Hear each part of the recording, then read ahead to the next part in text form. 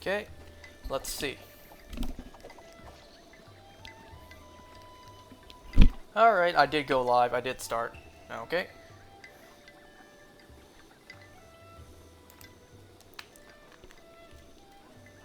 My game actually crashed as I was using my amiibos. So let's hope it doesn't crash again.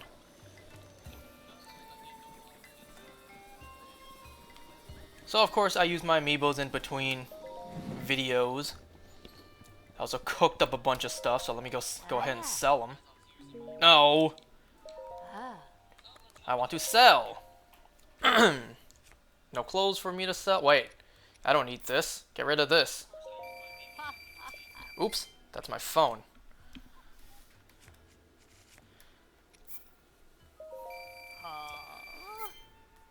So today, the day I'm playing this, wow, that's new.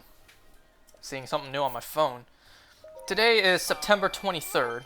It's 10:13 p.m. So I got a lot of stuff I want to talk about tonight.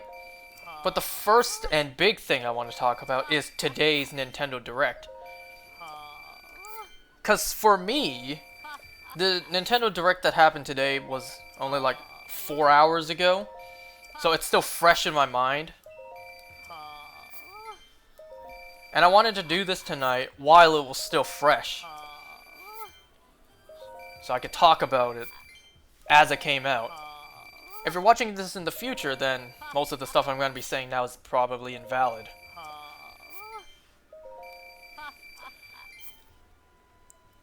How do I, Okay, that's weird. I'm looking at my phone. That's really weird.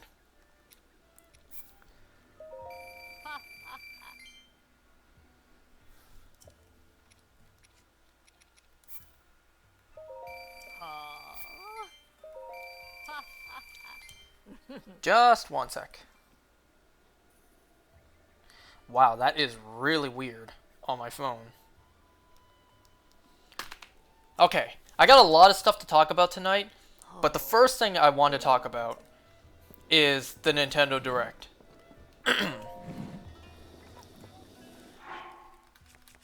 So we are going to be grinding for star fragments while I'll be talking about all the many topics I have to talk about tonight. So I'm just going to head over and just get started. Let me take a sip of water first.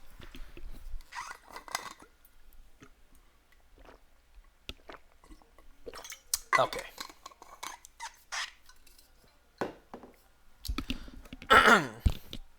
So, today's Nintendo Direct. It actually started at 6 p.m. for me.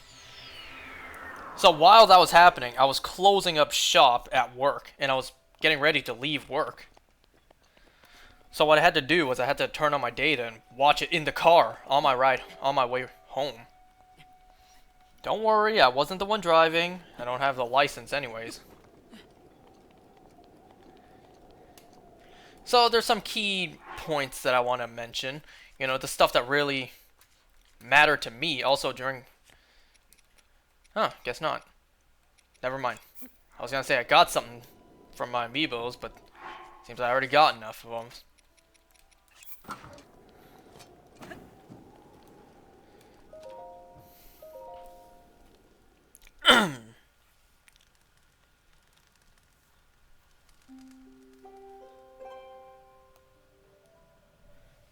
Okay, now it's making night.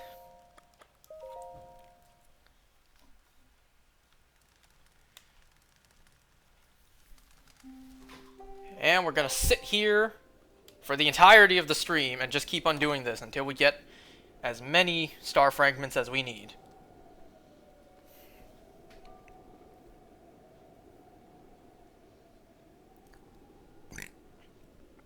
Seth, in terms of the Nintendo Direct, the only things that really matter to me, excuse me, what mattered to me the most were the new Smash character. There wasn't one in this Direct. We got an announcement for when we would get the reveal. That is October 5th. Yeah, October 5th at 10 a.m. for me. I didn't mention today's date, right? It's September 23rd. That's the day the Direct happened. So, about 2 weeks from now, just shy of 2 weeks, we're gonna get the final character reveal for Smash Ultimate. I'm not holding my breath for a bonus character, a bonus fighter. If we got one, that'd be great, but I'm not expecting it. I'm not hoping for it. I'm just thinking. I'm entering with the mindset that this is the final Smash character for Smash Ultimate. And we're not going to get any new characters until the next Smash game. Or unless Sakurai takes, a year or 2 years break. And then, before the next game comes out, he's like, I took a nice long break. Now, I want to give you more characters. I don't think that'll happen, but that's just a possibility. So yeah, the only things that really mattered to me were the announcement for the final Smash character for DLC 2, the Age of Calamity DLC. As I'm playing this, I just got done recording a short 10-minute video on that game. It's going to post right before this. In fact, it's going to post 3 hours before this one posts.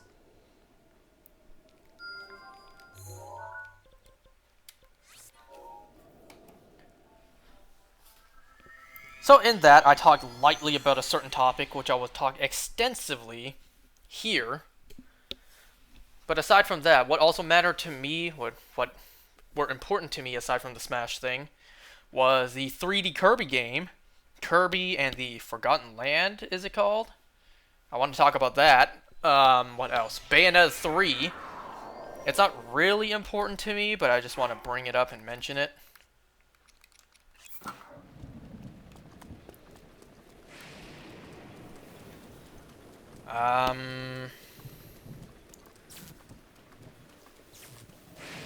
Crap, I'm drawing a blank here. What else happened? After I'm done talking about this Nintendo Direct, I got other topics I want to talk about. Wow, it's actually quite far. There's a Guardian there. So, we also got the announcement reveal of the Mario movie, the animated film that's coming December 21st, 2022. So by the time you watch this, that may have already released. How was it? Was Chris Pratt fire? Or was he a weird cast choice? Oh boy. I need my Master Sword for this.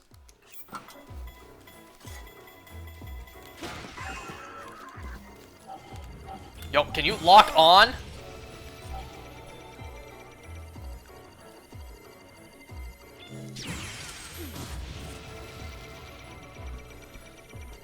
So, we got the cast reveal for, well, not the entire cast, but we got the main cast reveal for the Mario film. And I just want to talk about that, because I found it absolutely hilarious.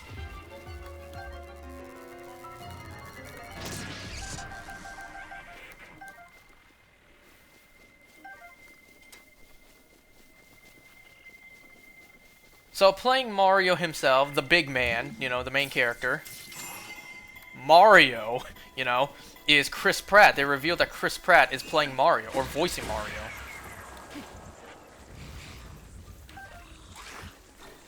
They revealed Anya Taylor-Joy will be voicing Princess Peach. They announced that Jack Black is Bowser. Okay, I'm out of here. Seth Rogen is Donkey Kong. That one guy, I still can't remember his name. He's playing Toad. Charlie Day, he's playing Luigi. Which, you know what? I think is actually quite a good match. Quite a good casting there. The moment Chris Pratt's face showed up, and it was announced that he is voicing Mario, I knew, in that exact moment, that Twitter was going to go crazy. I already knew. If they weren't already doing it, if they didn't already start, I already knew. Twitter was going to go crazy over this announcement. And I was right. Because I saw the exact same thing happen when Idris Elba was announced to play Knuckles in Sonic the Hedgehog 2, the live-action film.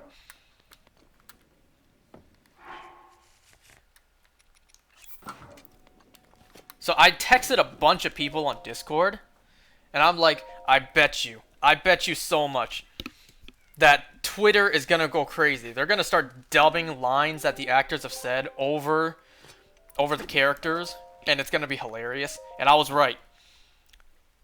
The exact moment, the first thing I opened the Twitter app, the first thing I saw was that scene from Infinity War where Star-Lord was right in front of Thanos, is like, hey asshole, tell me you didn't do it.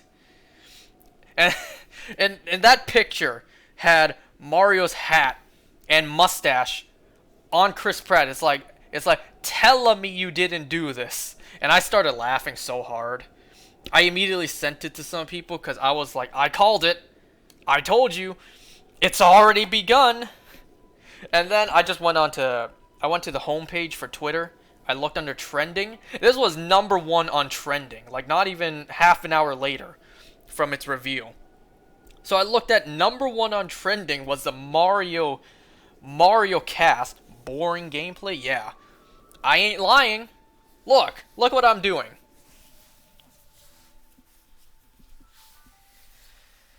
So yeah, I looked under trending, and I saw so much that were so amazingly funny. I started crying, just laughing with tears in my eyes. It was so funny.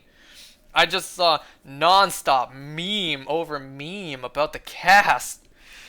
And then I even saw Omni retweet that first thing I said, and he was like, yeah, you people on Twitter move fast. And I already knew that Twitter was going to go crazy over this news.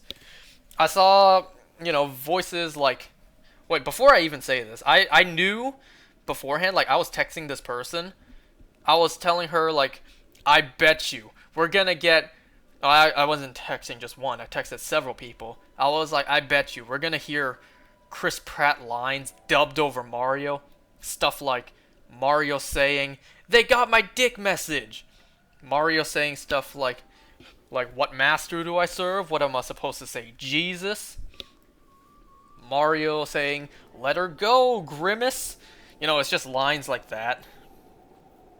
And then and then it hit me like, wait, Jack Black is voicing Bowser. We're gonna get some Kung Fu Panda Po lines dubbed over Bowser. And that's exactly what I got on Twitter. So when I opened up Twitter and I looked under trending, I got so many posts like that. I saw that scene in Guardians of the Galaxy. He's like, there might be another name you know me by. Oh, wait, it's right there. There might be another name you know me by. It's me. Now I'm gonna go to the tower. If I go to that shrine, I gotta climb a wall. I also saw, I saw Bowser with Jack Black's voice like, fuck you! Like, I started laughing so hard. I saw Seth Rogen's voice dubbed over Donkey Kong like, hey Mario, better watch out for these bananas, something along those lines. And I could not help myself but laughs, that voice crack, but laughs so hard. I saw other memes too, like Chris Pratt in Jurassic World next to one of the raptors. It was like, here's a leaked photo of Mario next to Yoshi. It was so funny. It was especially funny because of how fast it happened. Not even an hour, not even half an hour later of when the news was announced, that Twitter exploded with memes.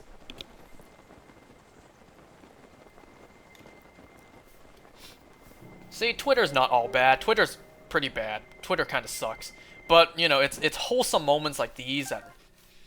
I don't want to say make you appreciate Twitter. I can't even say make you thankful for Twitter. Hell, you can see this stuff anywhere, honestly. You can see on Reddit, 4chan. I even see memes of this stuff be made on YouTube. Like, right before doing this, I saw a clip of Bowser and Bowser Jr. at the end of Mario Sunshine. He was like, Junior, there's something I gotta tell you. But then it was dubbed. Bowser was like, fuck you! Like, that line. I could not stop crying. I was laughing so hard.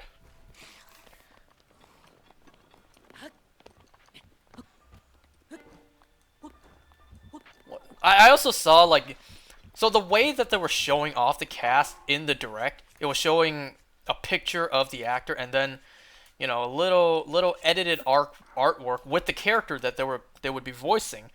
I saw Twitter immediately fan cast a bunch of actors, like famous actors, for some of the more famous roles. Like, first of all, I should mention that Nintendo, they really went out there and casted some really big actors for this film. So I saw Twitter not voicing, fan casting people like Robert Downey Jr. as Wario, Willem Dafoe as Waluigi, Dwayne The Rock Johnson as another Wario candidate. It was so hilarious. They did it in the same style too.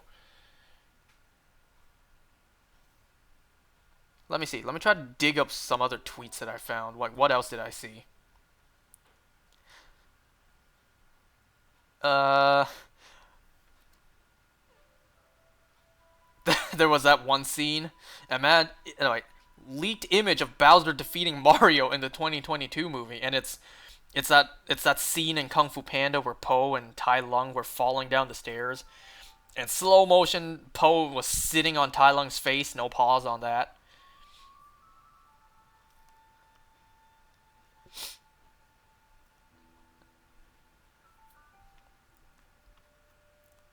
Oh, it's so funny. I absolutely love it.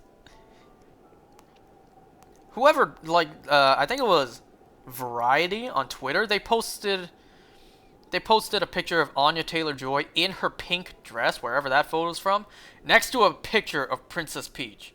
It's like, yeah, they kind of hit the mark on that one with that casting.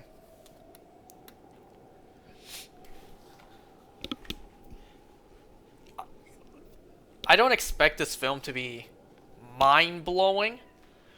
I don't expect it to be phenomenal, because we've seen how video game movies can go.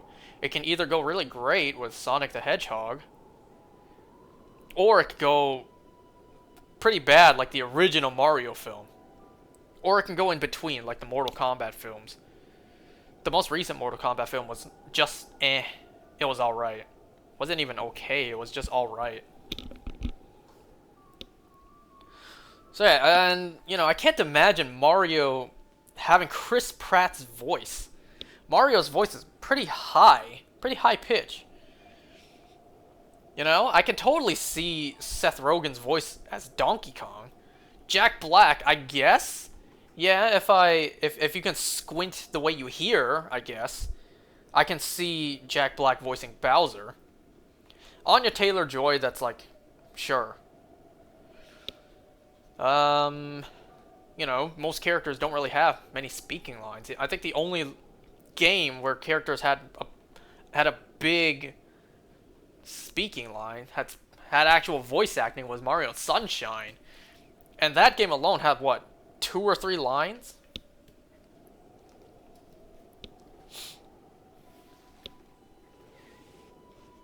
I don't know, I just find it really funny. Of course, I like a bunch of the actors. Like, a lot of those are recognizable actors to me, except for the person who plays Toad. I'm not too sure where I've seen him from. And some of the other characters, other cast too. Like, I'm not too sure what projects the person who's voicing Kamek, Cranky Kong, and who else? There was one more. I'm not sure where I've seen them from.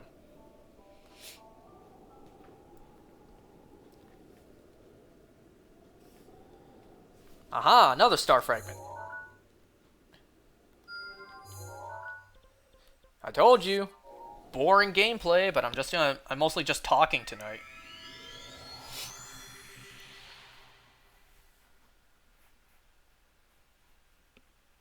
I need like 30 of these, and this is what, number 4?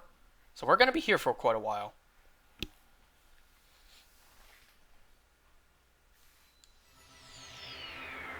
What the hell was that? Did you see some sort of dust on top of the shrine, like on the top left?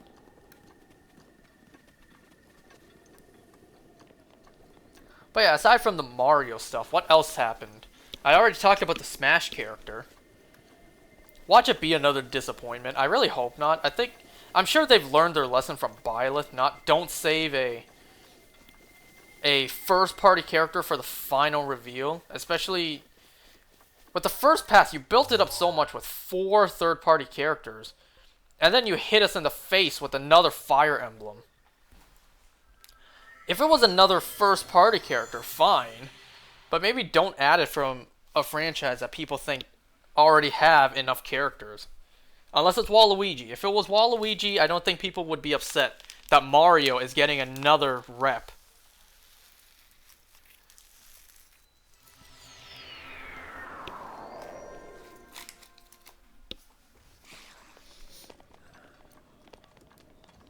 Like, the chances of it being Waluigi, I don't think are too high. There's a slim chance that I think Sakurai and Nintendo actually saw how big a demand Waluigi has. It's like, you know what, let's save it for the end. Let's actually give the fans what they want. But we're going to save it at the very end so people can, you know, really be happy.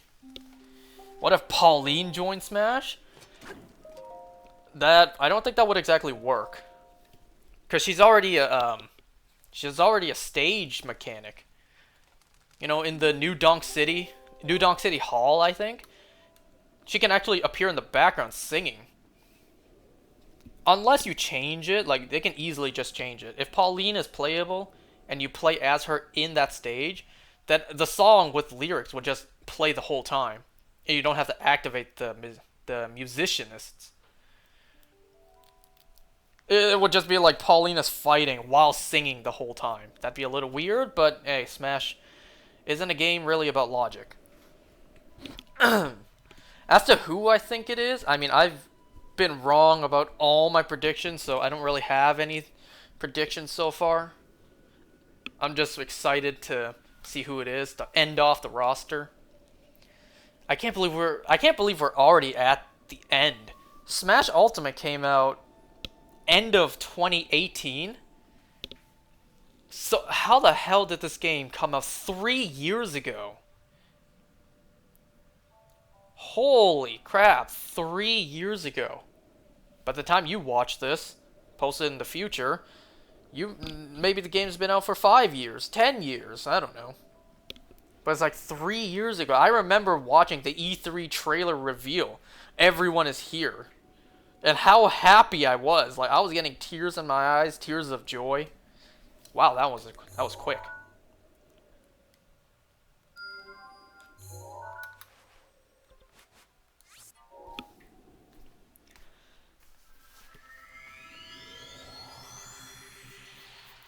So, let me talk about the 3D Kirby game, because I'm really interested in that.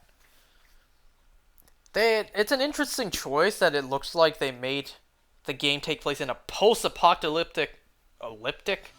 Post-apocalyptic... Is that... Whatever, you know what I'm saying. Like, it actually looks like a human civilization once lived here. Like, this can't be on Planet Popstar, right? What if Lego characters join Smash? Oh, that'd be neat. Minecraft Steve versus Lego. You know, I actually had a dream couple nights ago of the most bizarre character. Oh wait, I can't pick this up. The most bizarre character joining Smash, and I can't even remember who it was. It was actually a character from a film that was based on a video game, but the film had an original design.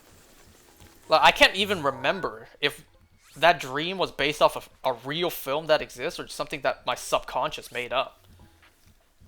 About a game that really does exist or a fake game in my mind. I don't even remember now.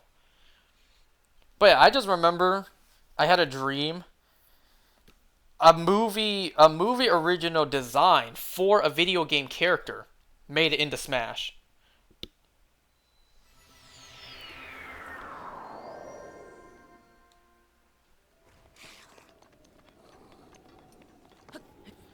But yeah, I'm excited.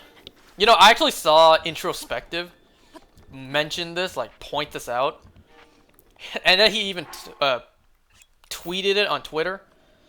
So he was saying that that the Final Smash, not Final Smash, but last Smash Fighter will be revealed on October 5th. That's a day. That's the day before Nickelodeon All-Stars Brawl drops. And he was like Sakurai said, screw this Smash knockoff. I'm drawing all the attention away from this game. He's not wrong. I'm going to be picking up Nickelodeon All-Star Brawl because I'm interested. And I'm also interested in the Smash character. Imagine the Smash character releases that night to compete with All-Star Brawl. Like, you thought people were going to buy your Nickelodeon Smash knockoff? Nah. I'm dropping this DLC character tonight. Well, technically it's not in Sakurai's control, that's Nintendo's control. I don't think Sakurai plans ahead. Like, he's the one who ultimately calls what day the character is gonna release, I should say.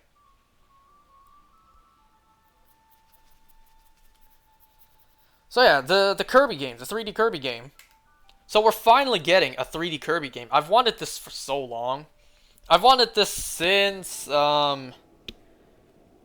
Kirby. What the hell is the game called? I played it on the Switch. The Switch game, Kirby Star Allies. That's it. I wanted it since Kirby Star Allies. I played Return to Dreamland. I played Planet Robobot. I didn't play the one before that. I forget what it's called.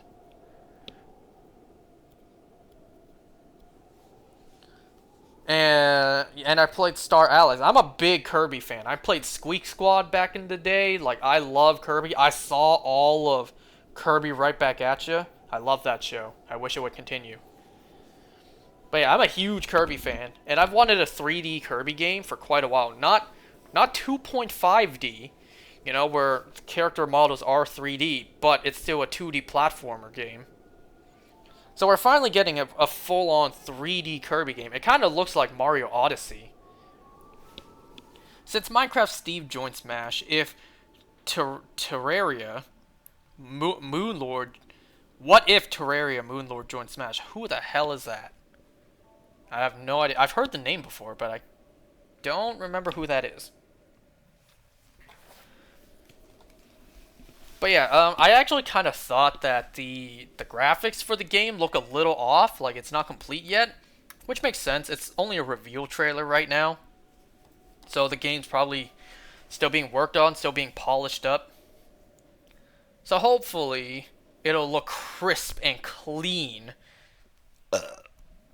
Excuse me. It'll look immaculate when it comes out. It's kind of giving me Legends Arceus vibes, where the first trailer, people tore that apart. You know, there were like 3 frames per second with that chingling in the background, or was it a chime echo? Whatever. It's kind of giving me those vibes, so I think I'm the only one feeling that way, because I haven't seen anyone mention like that Kirby game doesn't look quite complete yet. Don't get me wrong, it looks pretty good. Looks pretty polished, but I think it could be polished a little more. But yeah, it really does give me Mario Odyssey vibes. I'm still waiting for Mario Galaxy 2 to be ported on Switch, because that's my #1 favorite Mario game of all time. We got Mario Galaxy 1. I'm still waiting for 2. If you charge me another 93 Canadian dollars for it, sadly, I will pay for it because I love that game. It's the exact same thing with Skyward Sword. You charge me full price for a game I already own, and I happily paid $100 to play it in HD and on the go. Speaking of, you know, paying for games I already own, so another thing that they revealed was the Nintendo Switch Online. The Nintendo 64 not 64. Wait, is it? Yeah, Nintendo 64 expansion. So, I don't care about the other games. Well, not yet. I care mostly about the Ocarina of Time. Like the Ocarina of Time Virtual Console. That I would care about.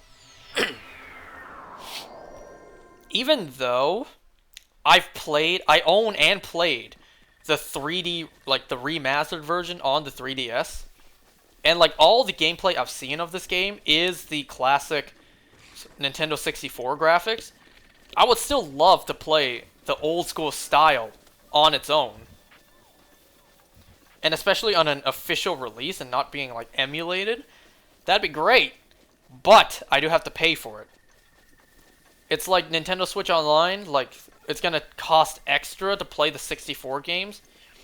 So it's going to depend on how much it is. I'm not paying like $20 extra to play one game that I already own in a 3D remastered version. I'm not, and also on handheld. I'm not paying like $20 extra just so I can play the same game, but an outdated art style. If it's like what, $5, then sure, but like 15, $20 is like hell nah. I'll just play my 3DS version again. And one thing that really surprised me and everyone was the inclusion of Sega Genesis games. You know, stuff like Sonic 2 and Street Fighter. I did not expect that. Nobody expected that. The moment you got the Sega, like that thing, like the Sega thing that you get when you boot up the Sega Genesis is like, I did not expect to hear that.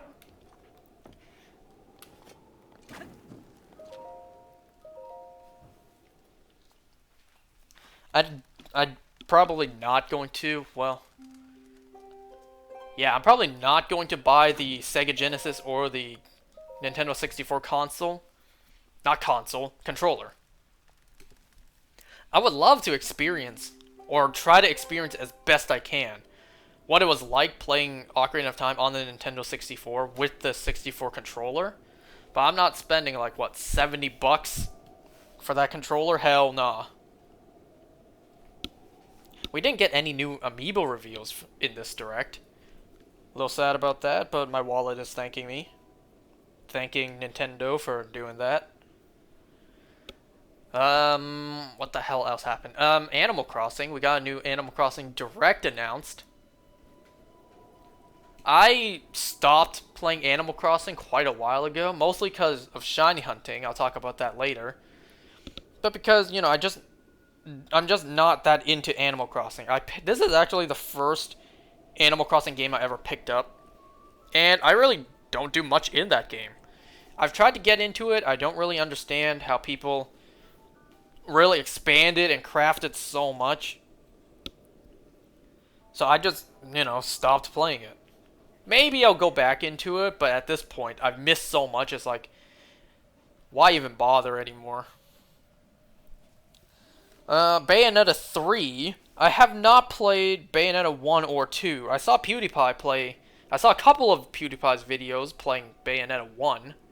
I think he played Bayonetta 1. So maybe I'll get into Bayonetta. I'd like to get into Bayonetta, if you know what I mean. Cause the Bayonetta 3 design, oh my god. Like, goddamn. I like that new hairstyle.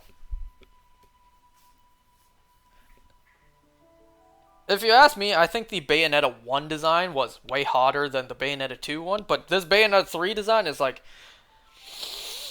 looks like we have a winner. Like that hair. Oh my god, like Bayonetta 3's hair is like...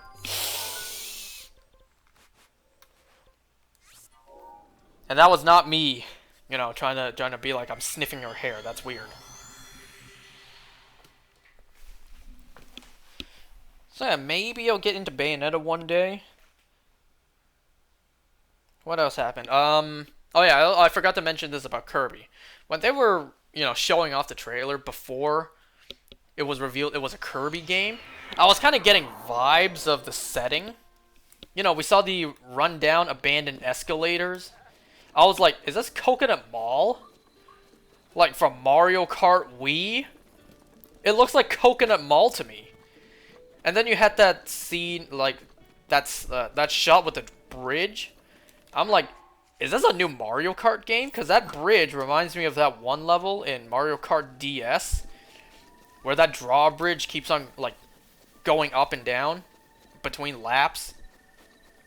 You know which one I'm talking about? I can't remember the name. So I really thought it would be a new Mario Kart game, but no, it's a brand new 3D Kirby game. Don't fall. I'm not gonna dive down for those.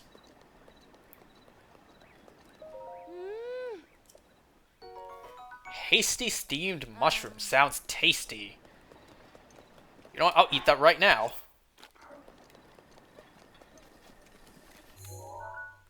Wait, I need to go this way.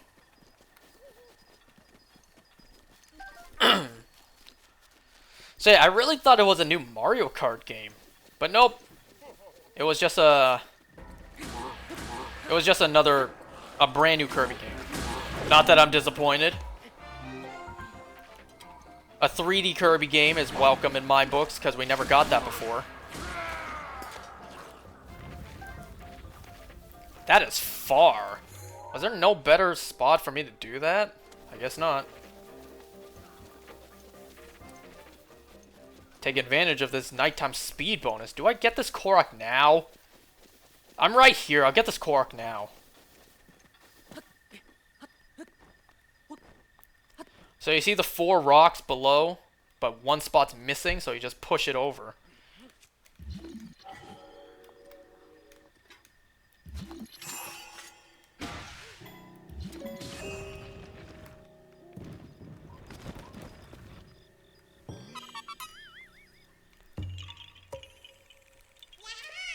Oh boy, once we're done doing this, in order to upgrade all our armors, we're doing the Koroks.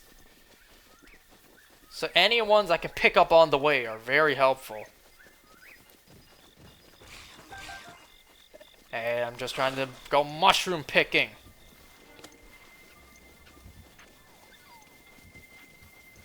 Look at that, the nighttime speed bonus was just perfect. Speaking of Mario Kart, what we did get announced was some sort of Final Fantasy kart. Like a Final Fantasy version of Mario Kart with the Chocobos and other characters I'm honestly forgetting the name of.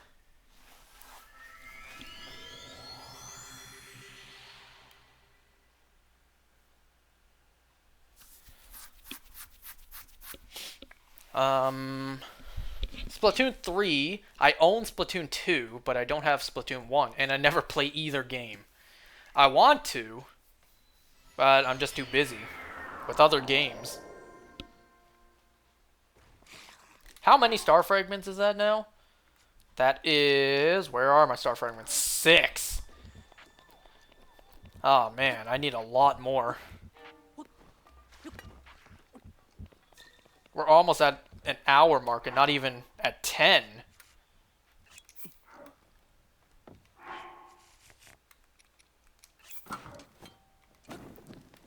What?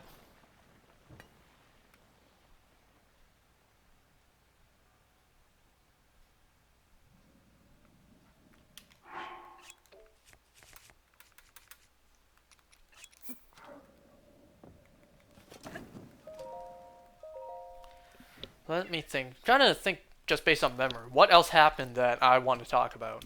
Metroid Dread, we don't really... I don't really care about that game. Because I'm not a Metroid fan. Like, I've never played a Metroid game, so I don't really care about this one. Maybe one day I will care. I care about the amiibos. But this game really doesn't interest me at the moment.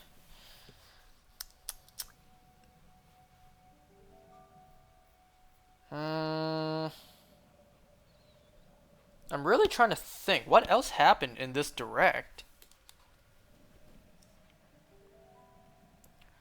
I may as well just real quick look up the direct and see what else I got. Like I didn't mention.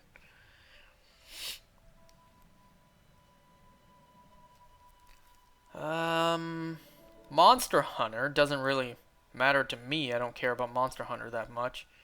Oh, the Age of Calamity DLC, that's right. So, we got a trailer for the DLC Wave 2 for Age of Calamity. Like, if you're watching my videos, which I don't, which nobody is, let's be honest, I wouldn't either. Uh, I'm not even done the base game, let alone, like, I haven't even touched DLC 1. So I got quite a while before I even play the DLC. Like I said, I just recorded an Age of Calamity video just before doing this. Like an hour before I started doing this. And that video posted 3 hours before this one posted. So yeah.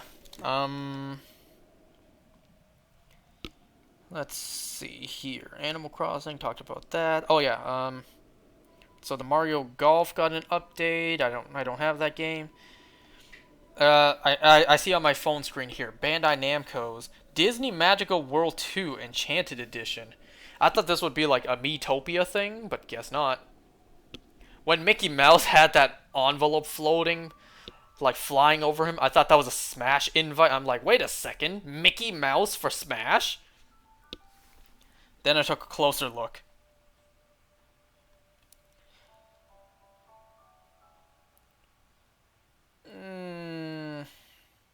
Deltarune, I have not played Undertale yet. I want to.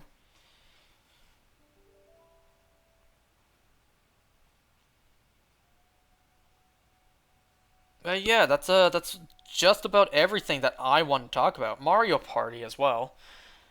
I haven't played Mario Party in a very long time. I don't have anyone to play it with. None of my friends have a Nintendo Switch.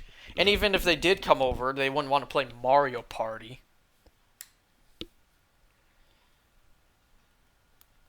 So, that's about it for everything I want to mention about this Nintendo Direct. So I'm looking forward to the Smash reveal on October 5th. New Kirby game, probably next year. I think it did say next year. We didn't get anything on Breath of the Wild 2. We just got a trailer for the Age of Calamity DLC. And this, I wish Nintendo, I could see Nintendo's reaction to all the memes made on the Mario Cast. I'm sure by now, like almost 5 hours after the Direct, there's way more made that I haven't even seen yet because I haven't been on Twitter since I opened it after the Direct ended. So I'm looking forward to taking a look at that.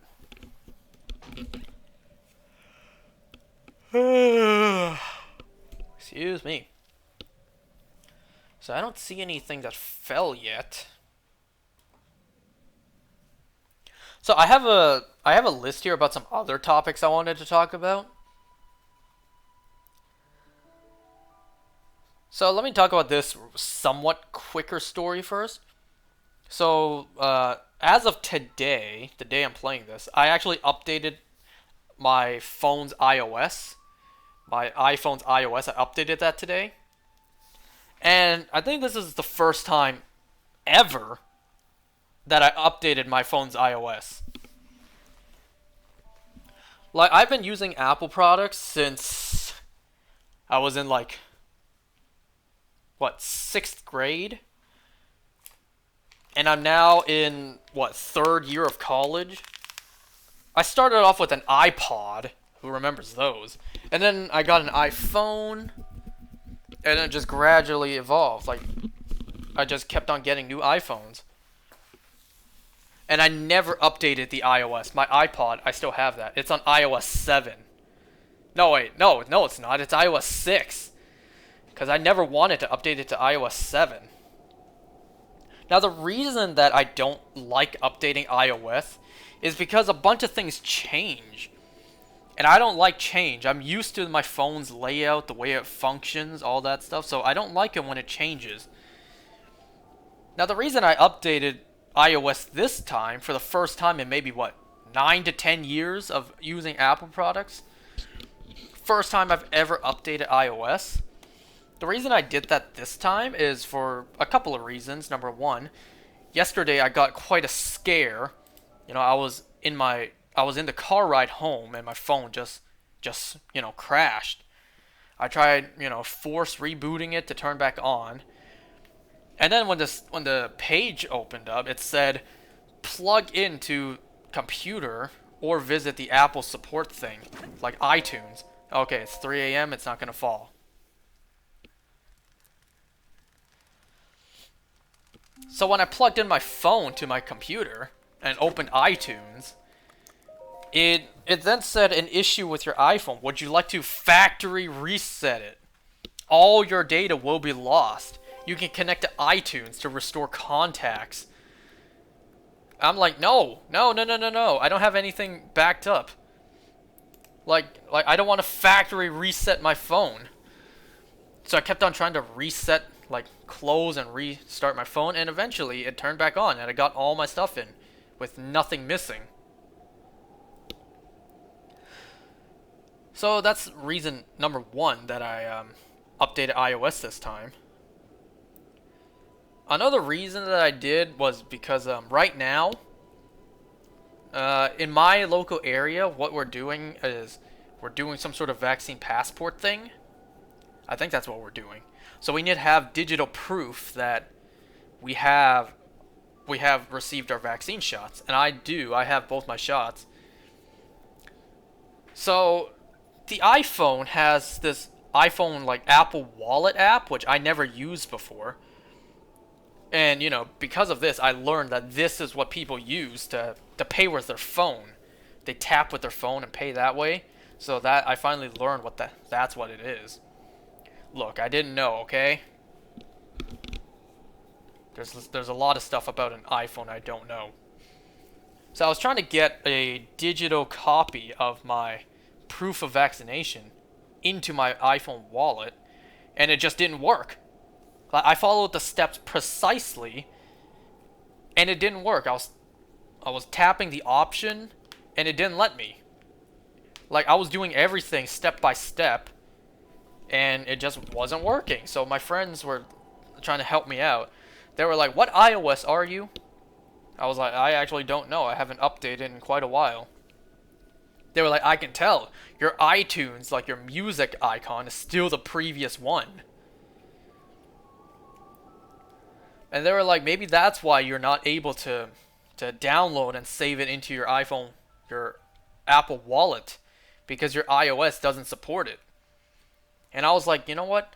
My phone almost glitched out yesterday. I need to do this with proof of my vaccination, so I can actually eat outdoors, like eat at restaurants.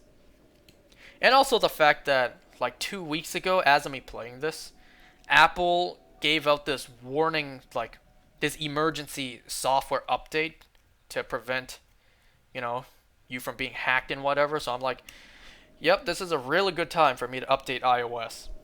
So I finally, for the first time in my life, updated the iOS of my phone. And let me tell you, it's very different than what I'm used to. The moment I updated iOS, some of my apps, they were in the wrong places, and I was trying to remember how the layout of my apps were before I updated. Some of the stuff, like photos, that's different. It used to be rows of 4 photos, but now it's either 3 or 5. So yeah, I don't really like that change, but I have to live with it now.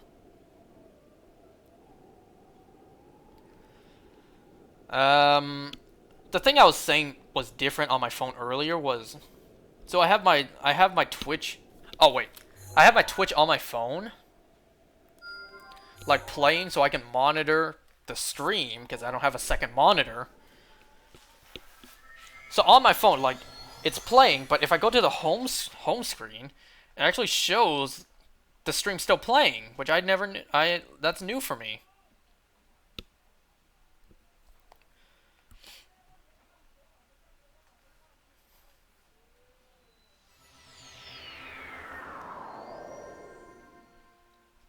So yeah, I just wanted to tell that quick story. I finally updated my iOS.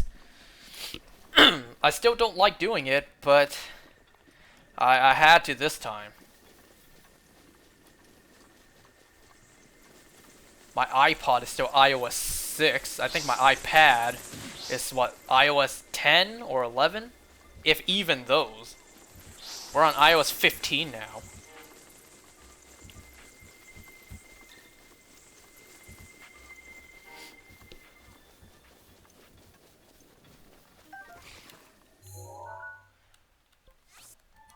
Speaking of, being vaccinated and this pandemic and stuff, there's one question that I've been meaning to bring up, but I just never asked it.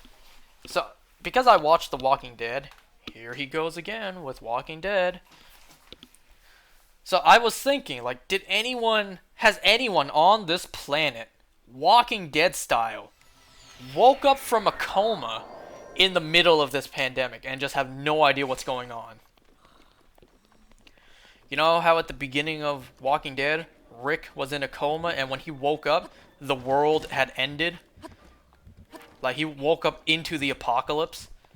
Did anyone in real life actually experience that? Was anyone on this world in a coma? The pandemic began, and then whoever was in that coma woke up in the middle of all this? I'm sure we can look that up.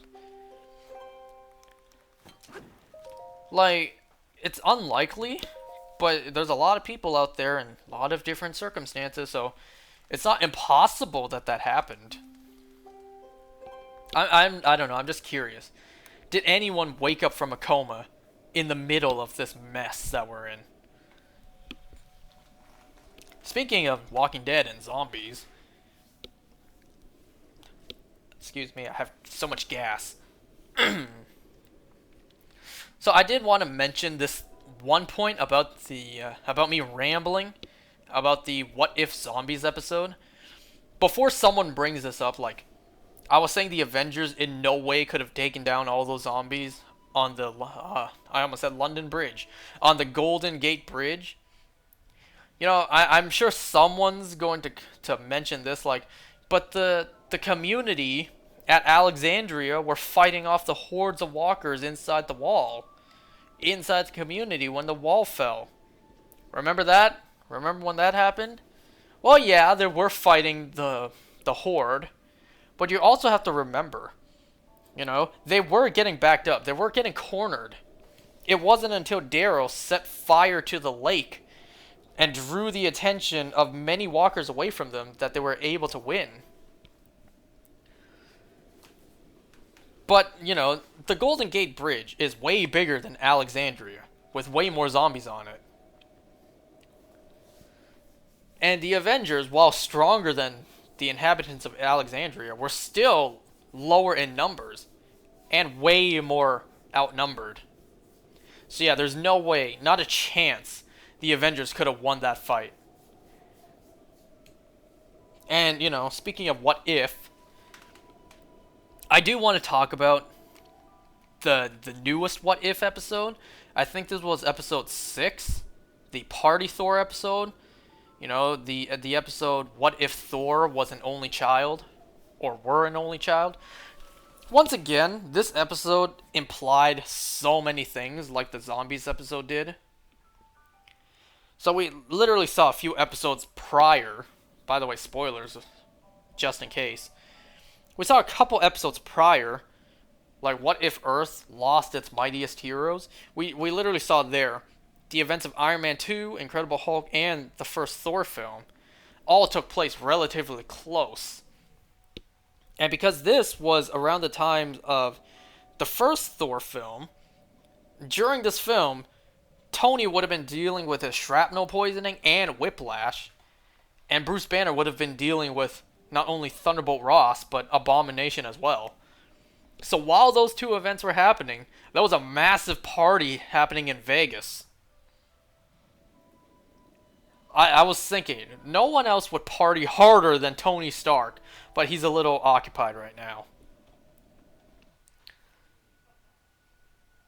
We saw so many cameos in this. Like, we saw the Sovereign, we saw Skrulls, Ravagers, we saw the characters from Thor Ragnarok and Sakaar. The Grand Master even showed up. Aisha was there. Yondu, Nebula, Korg, Meek, they were all there. The Nexus event in this universe was Odin returning Loki to the Frost Giants, to Laufey. It's like that Nexus event didn't just change Earth's history; it changed Norse mythology as a whole. Because in this universe, there was no trickster god Loki, god of mischief Loki. There was none of that. There was Frost Giant Loki, but there was no god of mischief. That's a little interesting. What else happened in the episode? So, Howard the Duck. It's amazing we're getting more Howard the Duck animated than in live action. Once again, it's funny how that one Nexus event kind of brought peace to the universe. Because of how crazy of a partier Thor is. Stuff like Surtur showing up and hitting on the Statue of Liberty. That implies that at some point, somehow, the Eternal Flame reached Surtur's crown. Ah, nice ad. You should play Pokemon Gen 5 game while you wait for this. I don't know. I'm talking about the most recent What If episode. If you haven't seen it, well, too bad. I'm going to talk about it. But yeah, Surtur, that implies the Eternal Flame at some point reached his crown. But because, he's not actively trying to kill Thor, that means that at some point Thor and Surtur, became cool, became friends. So I guess in this universe, the prophecy of Ragnarok doesn't exist. Unless it does. And once it reaches 2017, it should be the year that... No, 2018. 2018 is the year that Ragnarok happens. So unless, once it turns 2018 and Ragnarok is meant to happen, Surtur is saying to Thor, like, I'm so sorry, I don't want to do this. You're my friend and all, but I have to fulfill the prophecy. Please forgive me. Unless that happens. Surtur would never miss a fire party. That's why he's there. Not a fire party, but a fire party. Like not a party with flames. Like a awesome party, a fire-ass party. But that's what that scene implies, that somehow the Eternal Flame reached Surtur's crown.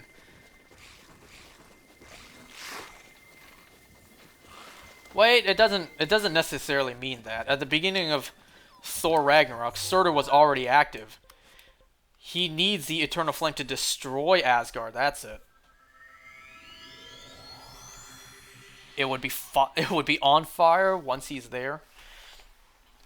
We also saw, Loki as he's meant to be once he was returned to the Frost Giants. So we actually see a Frost Giant Loki. I've seen a couple people ask why has he grown so big. I immediately thought, Asgardians probably have a different diet to Frost Giants. So if Loki got raised on an Asgardian diet, he probably didn't grow as big as he was meant to. Being returned to Laufey, having a Frost Giant diet, raised in the ways of Frost Giants, he probably grew up way bigger in the way he was meant to. I also saw people mention this. It's funny that Thor and Loki are actually closer when they weren't raised as brothers. They're closer as friends than they are as actual brothers.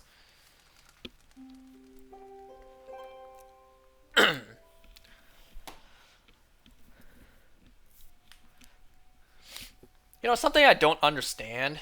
At the end of the episode when Frigga was coming to Earth, why exactly was the Bifrost taking so long? Like, there's no way the Bifrost took so long that everyone had enough time to clean up the entire planet. Like, the Bifrost should not have taken that long. How about that Pokemon Blaze Black and Volt White playthrough while you wait? Man, I can't run two things at once. What else happened in What If? I'm going to talk about the ending of the episode in just a moment. But yeah, it's hilarious that Odin returning Loki brought peace to the universe. Like a peace so much fun, it's destructive. Like had Thor continued partying on Earth, he could have destroyed the planet. Just because of how fun it was getting, how crazy it would get.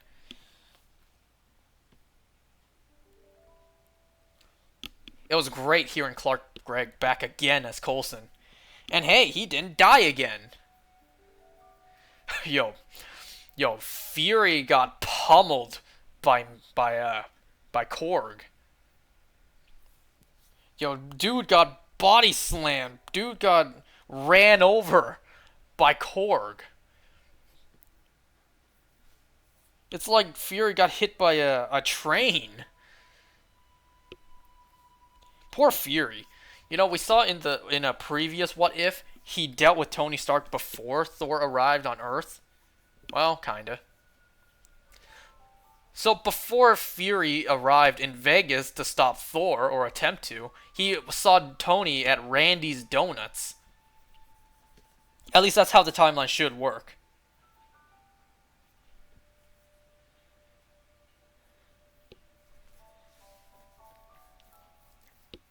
I kind of thought that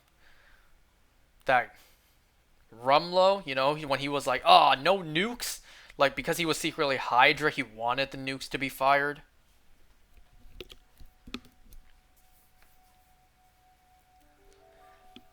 In terms of Surtur, I didn't even know. Like, I found out only a few months ago that it was Clancy Brown voicing Surtur.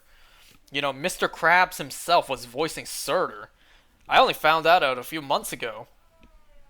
So seeing Surtur in this episode and hearing his voice, I can instantly tell, yeah, he came back. That's Clancy Brown voicing Surtur again. I can tell. He only had 2 lines. So I'm thinking, there's no way they actually flew Clancy Brown over to what? Vegas? Not Vegas. To LA, wherever Marvel records. Like, there's no way they actually flew the man out to record only 2 sentences. Maybe on the set of SpongeBob as he was recording for Mr. Krabs, they just recorded it there and they just emailed the voice files to Marvel Studios.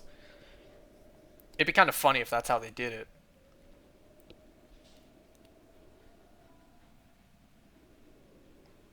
In the Nickelodeon recording booth, he was recording for Mr. Krabs. I'm gonna record for Surtur as well. My agent's gonna email those files to Marvel Studios.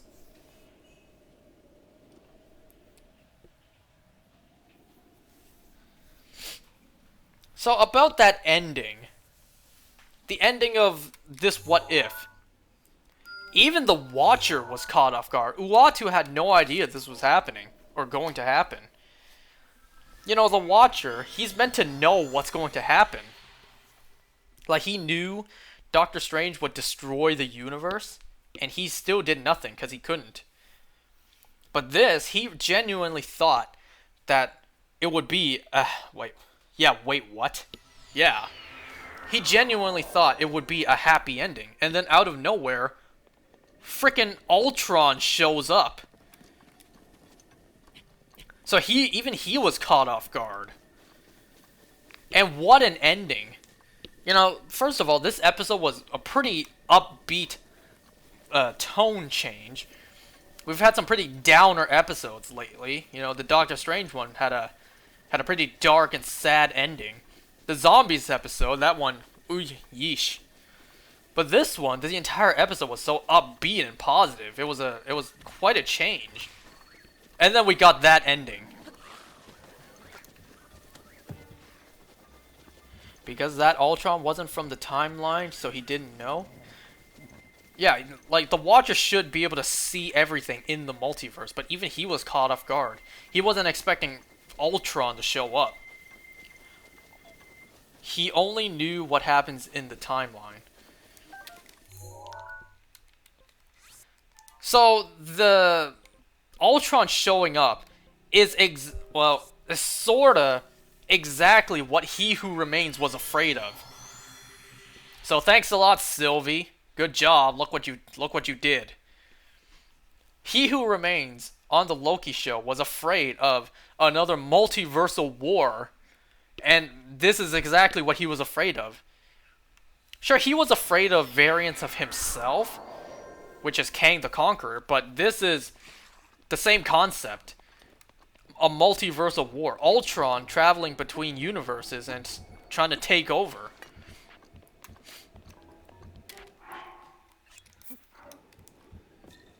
Like, this is exactly what he didn't want to happen. Wait, what?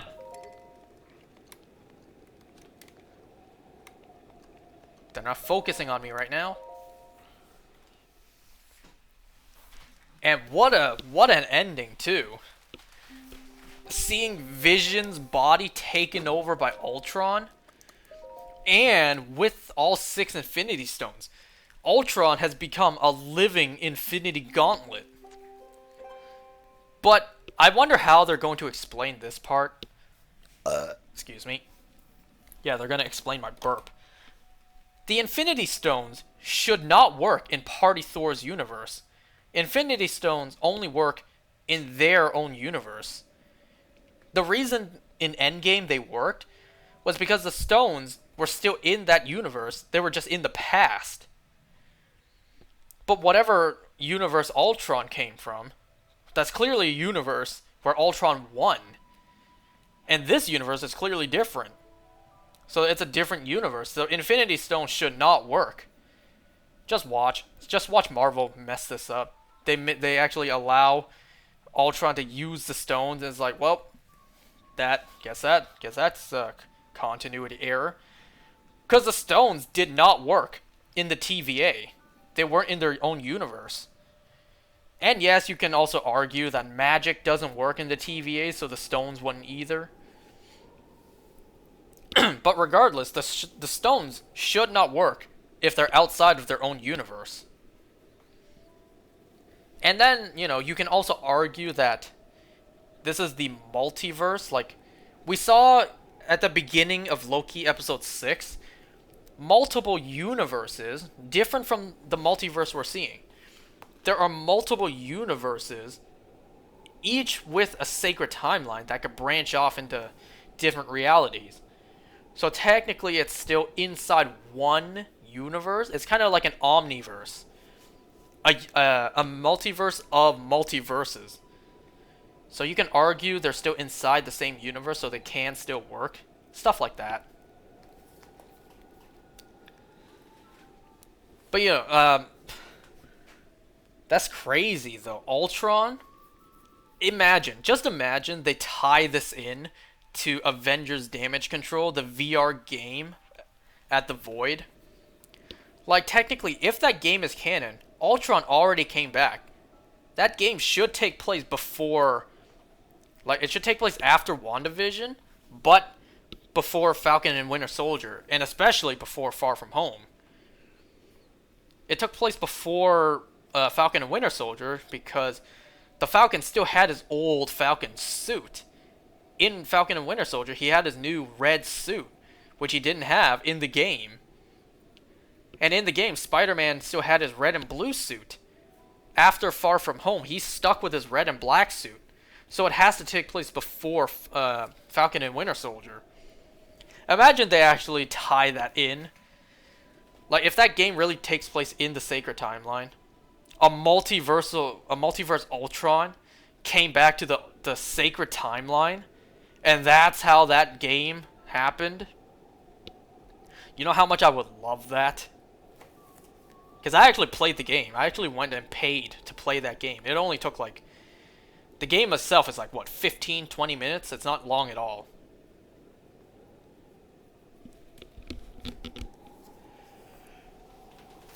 But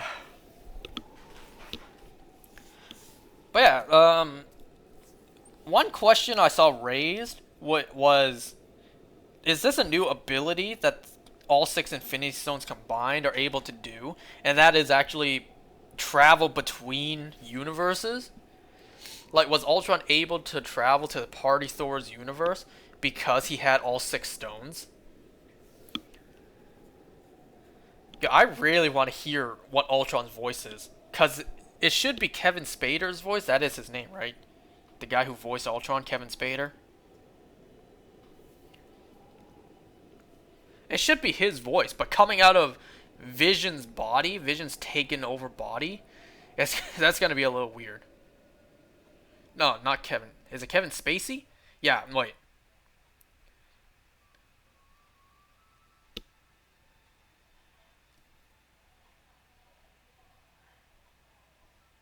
Wait, who the hell voiced Ultron?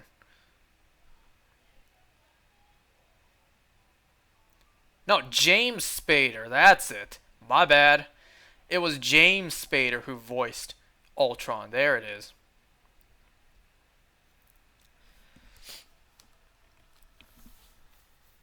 So we've already seen in the trailers that we're going to get a multiversal team up. We're gonna get Captain Carter, um, Killmonger, Black Panther. We're gonna get T'Challa, Star Lord. That's gonna be interesting to see.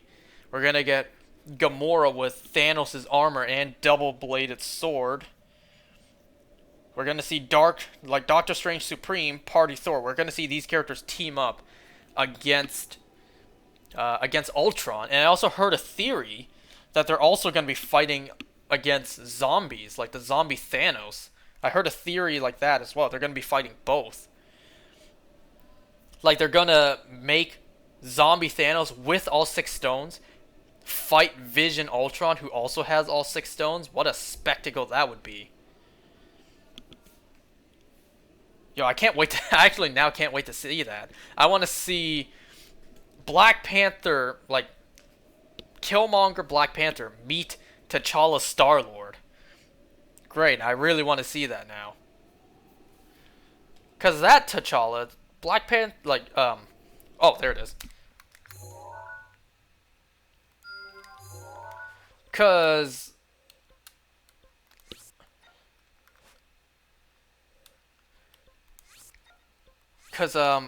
Star-Lord T'Challa never knew about his cousin. So that would be interesting.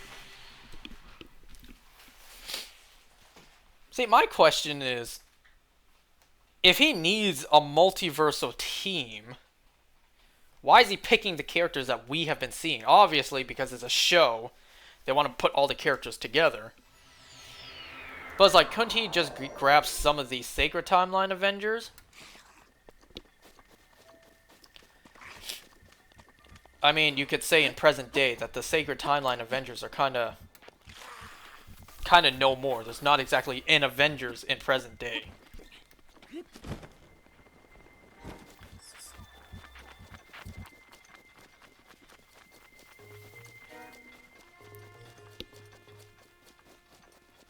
How many does this make? 10? How the hell is that only 10? I feel like I would have gotten way more.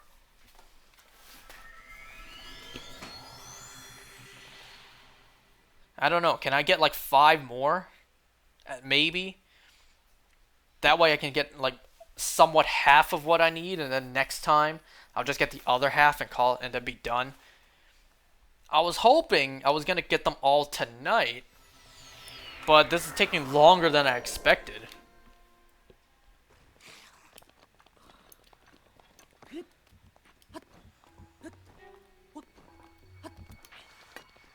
You know, one concern I had about Loki and What If taking place before WandaVision, you know, like people who have no lives, like me, who think about this stuff all the time.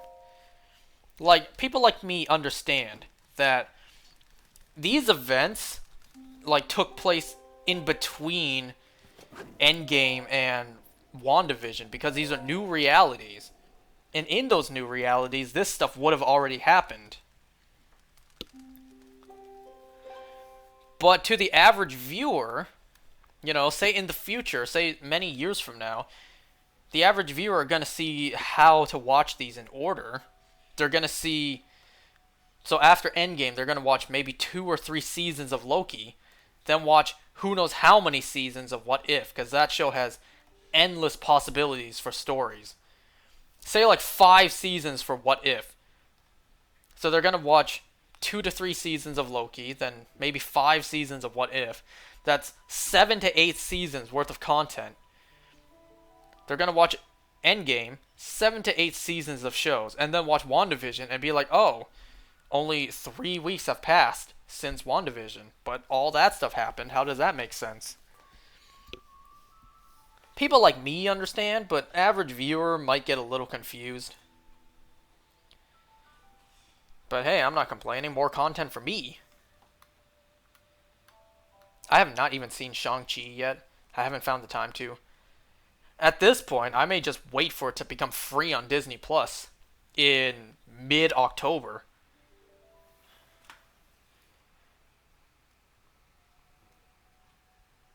Oh yeah, today also was the day that Doom Patrol Season 3 came back. Like, I got 3 episodes to watch. I have not seen those yet. Season 2 left on a cliffhanger because it got cut off due to the pandemic. That was like a year ago, so I'm excited to see how that story concludes. They're going to be dealing with the Brotherhood of Evil, so I'm excited to see what that's about.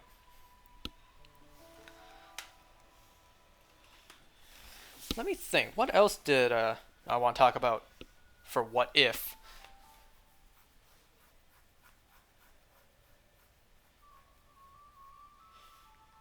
Oh yeah, I had a feeling, like I came up with this theory and I had a feeling this would be the case. This episode kind of confirmed it. I had a feeling that the Loki we've been seeing in the Sacred Timeline, he was going through a sort of teenage rebellious phase. Cause in this What If episode, people kept on saying Thor was acting like a teenager. You know, Frigga was like, you should be studying, but all Thor wants to do is party. That sounds like teenage behavior to me. So, I had a feeling that, Loki during this time was starting to rebel and become quite untrustable, unpredictable. So I'm thinking, is this actually like Asgardian and Frost Giant teenage years, sorta? We learned in Thor Ragnarok, not Thor Ragnarok, in Thor the Dark World, that at Asgardians and Frost Giants, I assume, and Frost Giants, we learned that at least Asgardians live, give or take, like 5,000 years. So Asgardians live around 5,000 years, and we learned in Infinity War that Thor is over 1,500 years old. So is 1,500 out of 5,000, is that around the teenage years? Like the teenage behavior mindset? And I say assuming Frost Giants, because at that point, as of Thor the Dark World, Loki knew he was adopted, and that he's really a Frost Giant. So it's like, was Loki just going through a rebellious teenage phase at that point in his age? Maybe this episode kind of confirms it, because this episode, people kept calling Thor a teenager.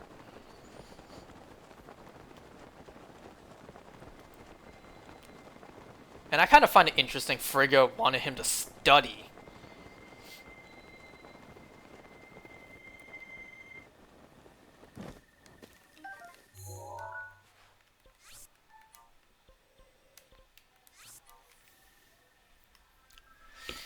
Anything else I want to mention about What If?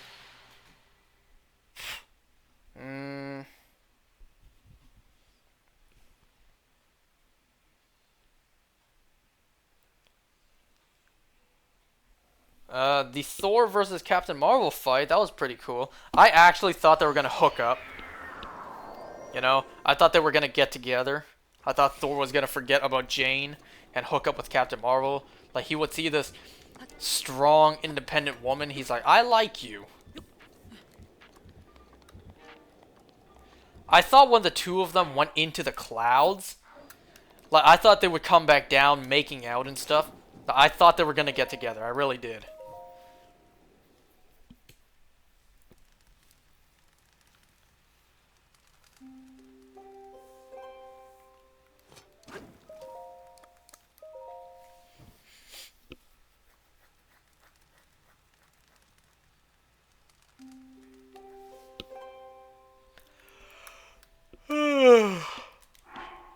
How many star fragments is that now? Is that 11? Yeah, it is.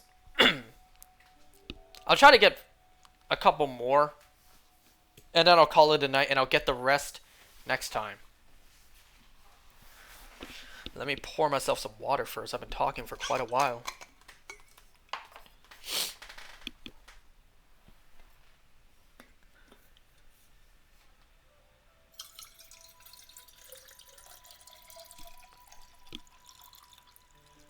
I wonder how that'll sound on footage. I wonder if you can hear that, and how clearly you can if you do hear it.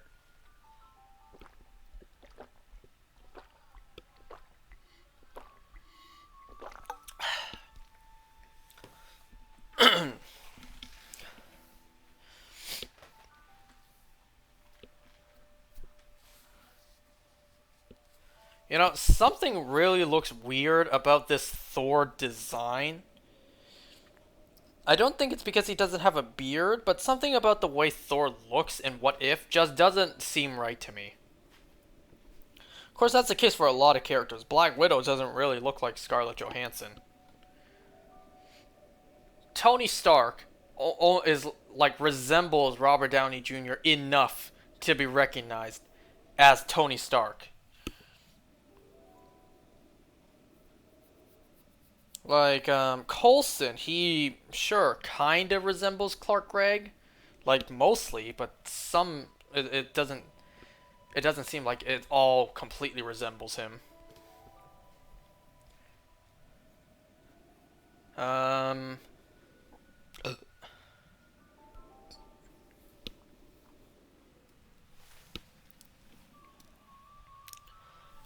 So is anyone still watching, hearing me ramble, or nah? I wouldn't expect anyone to. I'm trying to think, what else happened in this What If episode?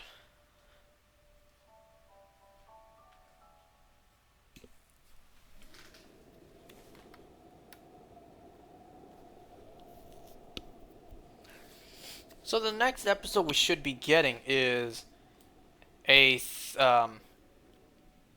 Gamora, Black Widow, and Thanos episode. Like, I don't know what the hell to expect for this one.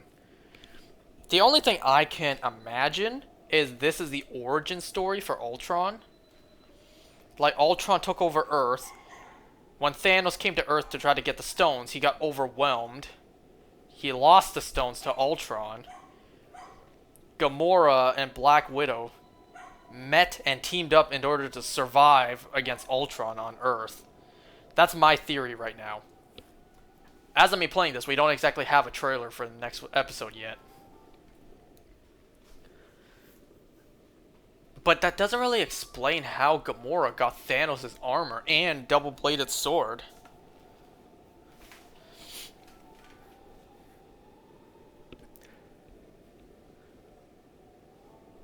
I don't know. This is just a working theory of mine. I assumed, like, we're getting 9 episodes, not 8. Why am I thinking we're only getting 8? Of course, we can all bet that the final episode 9 is going to be the big multiversal team-up.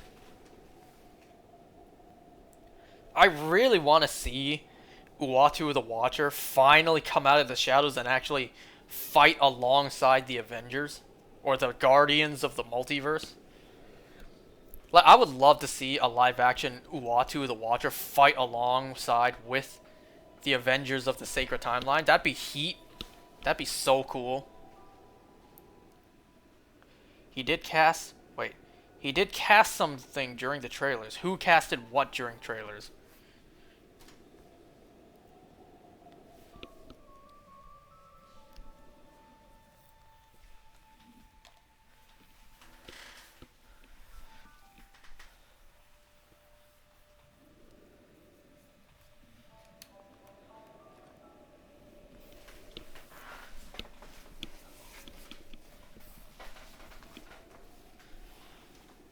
Anyways, I think it's already been confirmed that Season 2 is going to be getting 9 episodes as well. So how about that Pokemon playthrough? You know what? You know what, man? This is the time for me to stop talking about What If and for me to start talking about Pokemon. Because, I think I'm done talking about What If. I don't really have anything else to say. And the final thing on my list of things I want to talk about tonight is Pokemon. So let me just start talking about that. That was a weird burp. But yes, let me give you guys an update on my Pokemon progress. So in Sword and Shield, I have finally, after 10 months of non-stop playing, I have finally caught everything in Dynamax Adventures shiny. All the legendaries and Ultra Beasts, not all 200 something options. But everything I've been hunting for in Dynamax Adventures, I finally got them all shiny. I'm done with Dynamax Adventures. It's finally over. That's 10 to 11 months of my life spent non-stop playing in Pokemon Sword and Shield trying to shiny hunt. And let me tell you, it's so freeing. It's so liberating, like being done.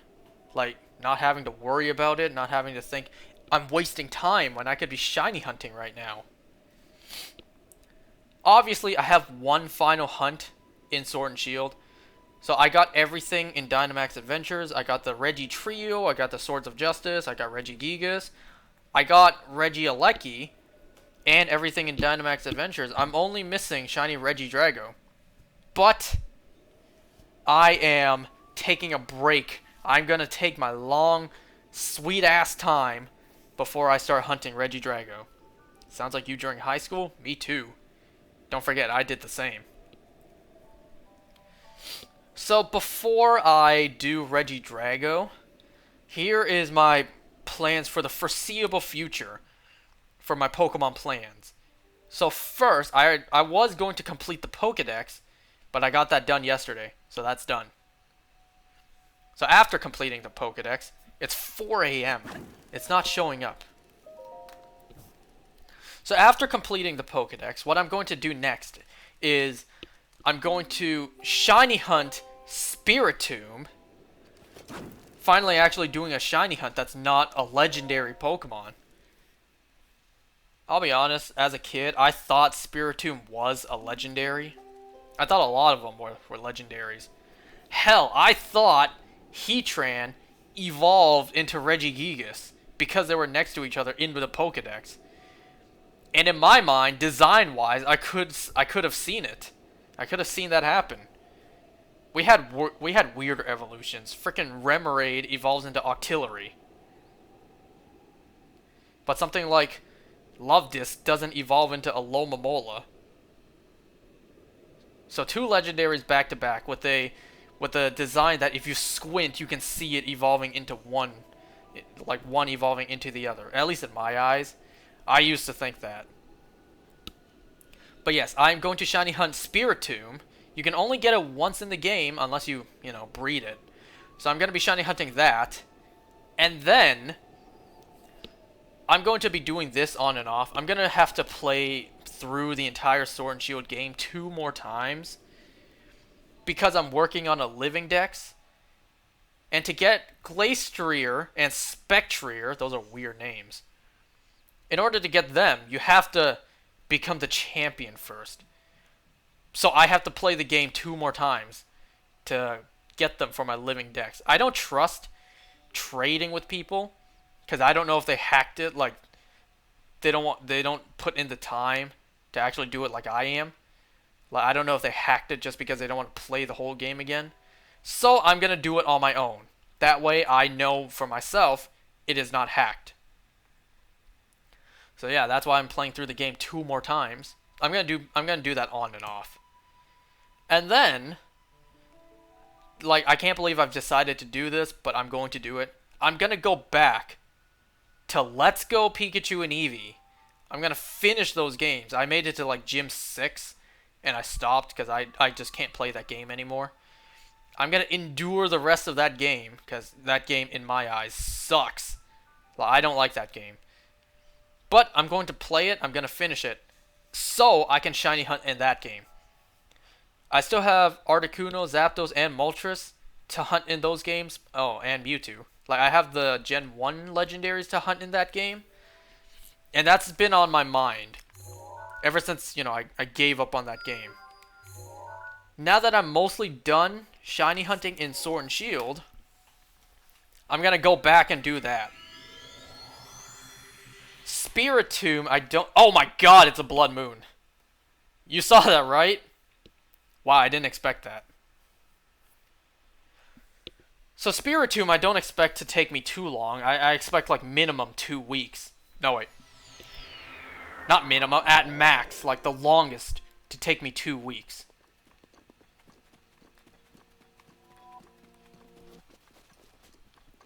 And then, like I said, I'm going to be playing the game through 2 more times on and off. So I have, like, until, what day does Brilliant Diamond Shining Pearl come out? It comes out, what, November 13th? So if I get started on Spirit Tomb, I have all of October to hunt 4 legendaries. I should be able to do that. And then Brilliant Diamond Shining Pearl comes out. Like, I swear, I'm taking a break from hunting legendaries. Well, not exactly. So at some point during all those plans, I'm gonna shoehorn in hunting Regidrago. I'm not gonna put it off for forever, but I'm still going to go back and do it eventually. So far my plans are shiny hunt Spirit Tomb, play the game 2 more times, finish and shiny hunt in Let's Go Eevee. I have Eevee. Well, I have both games. I primarily play on Eevee. Shiny hunt in those games. And then Brilliant Diamond Shining Pearl comes out, play those games, and of course shiny hunt in those. I'm a shiny hunter. I don't care about competitive. I don't care about stats, IVs, EVs. I don't give a damn about none of those. All I do is shiny hunt. The Pokemon could be the shittiest, worst IVs possible, and I would be happy just because it's shiny. So how many star fragments is that? 12! Oh, let me just double check. How long have I been going for? An hour and a half. I can go on for a little bit longer. Maybe enough to get 1 or 2 more. And then I'll... Wait! That's gone. And then I'll go upgrade, and then I'll call it there, and I'll get the rest next time.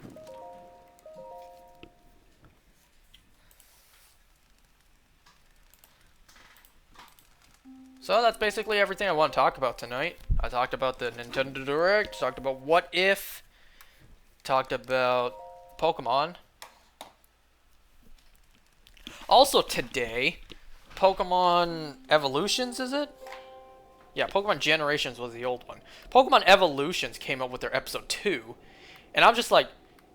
And the mainline Pokemon anime can't be this quality. Why? It's like, that's the high quality anime I want. But nah, we're not getting that because Pokemon is targeted towards kids. So they're going for more of a... You know, a cartoonish... Like, less edged out, less pointy edged out character design. I don't think even the kids really care. As long as it's English and it has action, like Pokemon battling, I don't think they care how high quality the anime looks. But people like me do, because you gave us excellent animation like X and Y, X, Y, and Z, and then you give us a garbage art style that was Sun and Moon. And then you got the nerve to throw in my face this high quality animation that is Pokemon Generations and Evolutions. It's like, make up your mind. It's like insert that Dave Bautista meme. It's like, give me what I want. Give me what I want. That's not what I want.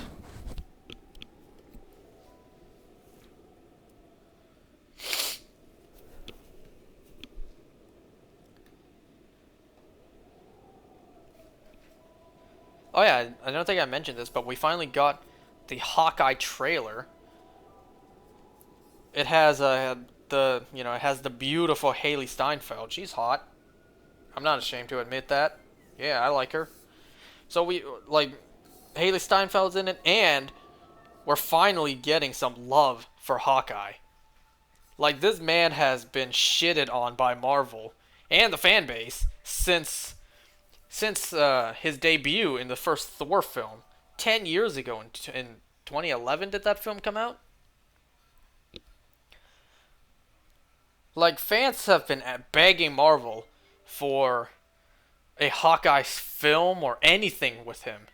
Well, they were begging Marvel for more of a Black Widow movie first, and then anything for Hawkeye. So we got the Black Widow film. That was pretty terrible. I didn't really like it. Though I've only seen it once. I need to rewatch it. And now we're finally getting Hawkeye content, which looks to be pretty good. It's like, finally, we're getting some love for Hawkeye.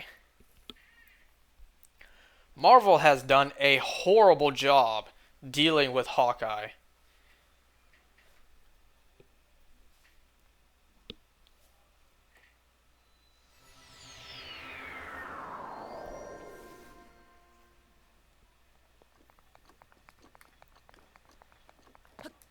Like, I've wanted to see Hawkeye get his own anything for the longest time, and at last, we're getting it.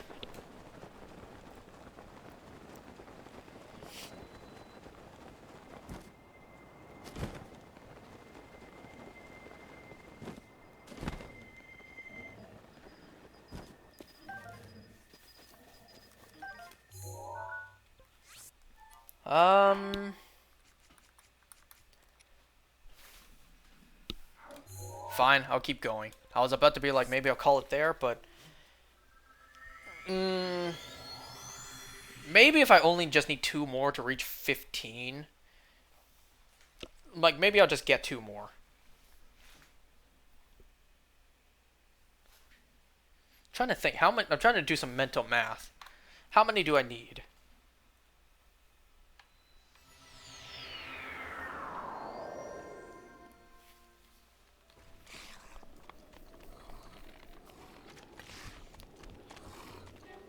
You know, I tried doing some mental math earlier today, and my stupid ass, in my mind, thought 13 minus 4 equals 11. I'm not joking. I really thought that. And then I'm like, yeah, that's right. Wait a minute. No, that's not. That's way wrong. Yeah, I'm not good at math. Not in the slightest. Like, you can tell how bad at math I am when I get 11 from subtracting 4 from 13. Because in my mind, my stupid mind, 13 minus 4 equals 11. I really can't believe I did that too. And now I'm announcing it to the world.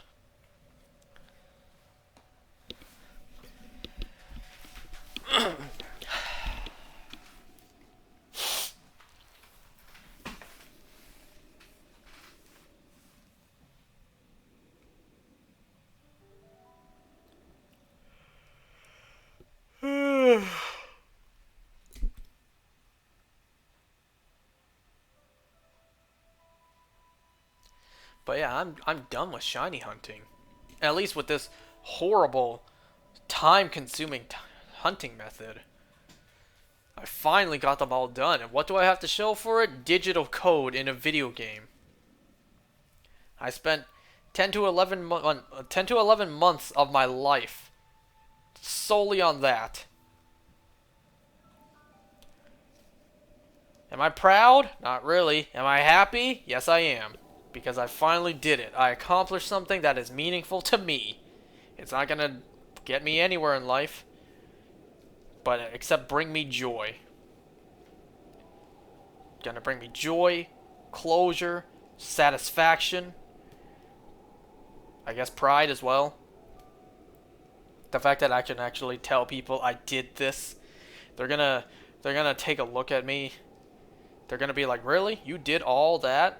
Like, this horrible hunting method that takes this long, and you did all of them?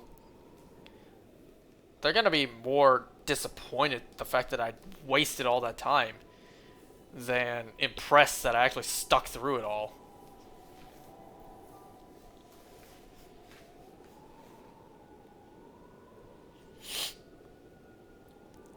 Oh yeah, I should also mention. So today, I got myself a shiny Scizor and shiny Zoroark just because I felt like it. I got really lucky with the seeds because it wasn't that many days I needed to skip, if anyone knows what I'm talking about. So I just got myself those two shinies just because I felt like it. And like I said, now that I'm done shiny hunting in that game and I don't have to waste time from not hunting, like if I'm doing something else, I don't have to think it in the back of my mind. I'm wasting time that could be spent shiny hunting. It's really freeing. It's so freeing, liberating that I no longer have to just keep on thinking about that, keep on doing it. I'm free from the curse. I can play other games and relax. Like, I can freely play other games and not think about wasting time that could be spent shiny hunting. And it is so nice.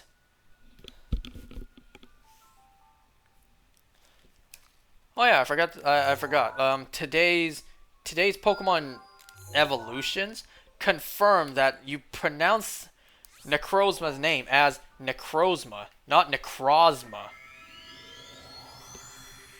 You know, it's Rayquaza, not Rayquaza. I heard people saying Necrozma, and then I learned that whatever word Necrozma's name was based off of had like the craw, like the aw sound pronunciation. So I thought it was properly meant to be pronounced as Necrozma. But no, this anime confirms it's pronounced Necrozma. Unless in the actual anime, I didn't bother looking it up. In the actual anime, they did pronounce it Necrozma. Which in that case, you can, in my opinion, you can pick which one you want to pronounce.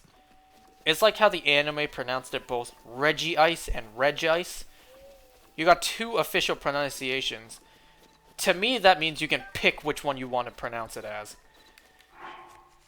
So if you say Regice or Regice, you're not wrong by saying either one. I just choose Regice.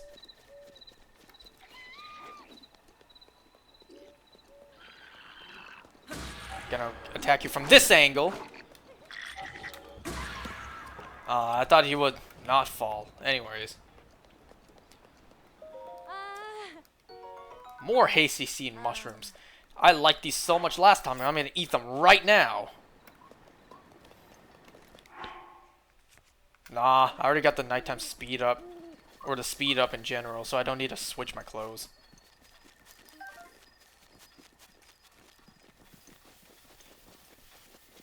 But yeah, I heard people pronounce it Necrozma, so I thought maybe it's correct because the word the name is based off of is pronounced like that. So I started pronouncing it Necrozma despite thinking Necrozma sounds better.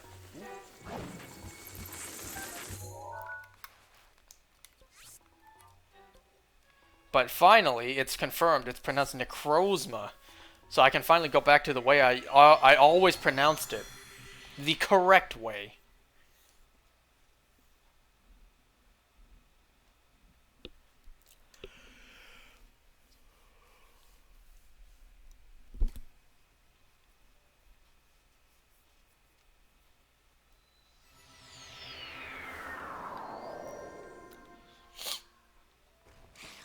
I saw someone tweet this out on Twitter.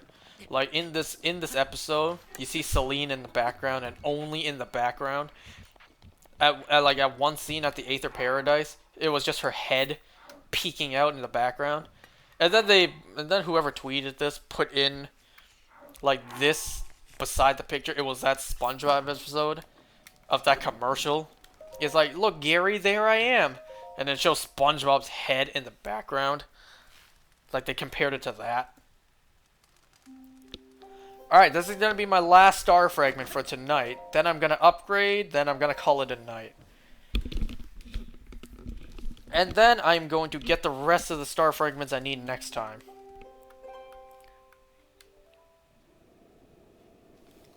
Let me just take my headset off so I can crack my neck.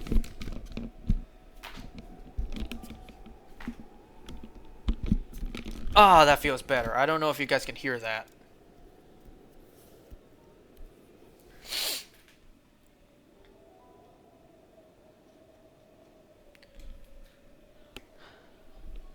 So today, I'm actually using my brand new set of Joy-Cons, my Skyward Sword Zelda Joy-Cons to play this right now. So, the regular pair of Joy-Cons I've been playing with, the Joy-Con drift was driving me insane, so I tried cleaning them. What I do is I spray a little bit of rubbing alcohol inside, and I just jiggle around the joystick paws to try to clean the whatever's inside that's causing it, and I may have inadvertently destroyed my Joy-Con. Because now the left shoulder button and the D-pad buttons on the bottom of my left Joy-Con aren't working. So right now I have them over the air vent, you know, trying to get some ventilation, trying to get some airflow to dry out the inside. But I may have like accidentally destroyed my Joy-Con. Hopefully, it's still functional.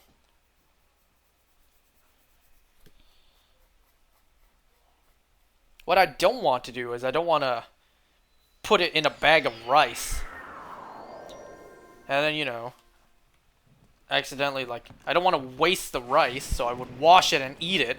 But it's been drying out rubbing alcohol, so that's not a good idea. And I don't want to waste the rice. I don't want to waste the food.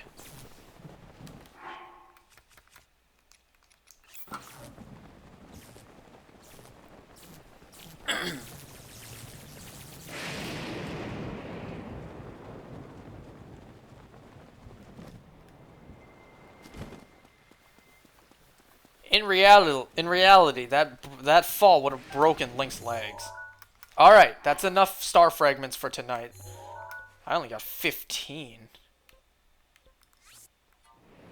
Wait, why am I coming here? I need to go to Kakariko. You know, if I wasn't streaming this, if this wasn't being recorded, you know damn well I would have gone on and just kept on doing this until I had enough star fragments. So let's see what almost 2 hours of star fragments, 2 hours of grinding for star fragments, should I say, would get us. And I'm at the wrong shrine.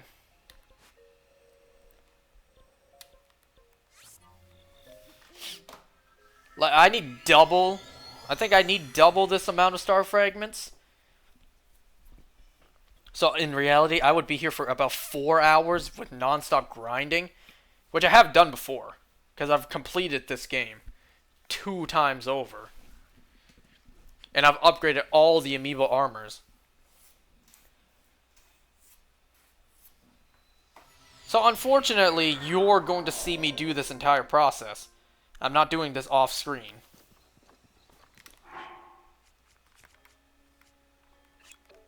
You know what? Let's give Sheik's mask a go. Why not?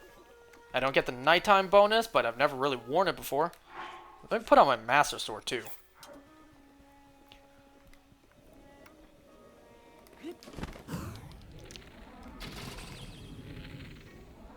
I only got a single rupee from that? That's better. Only a single rupee from that first shot.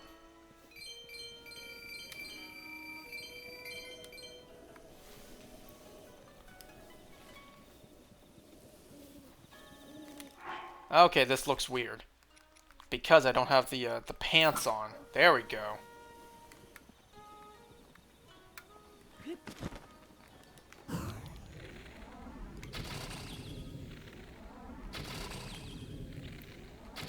Good thing Link has this godly ability to slow down time. So I got a purple rupee out of that.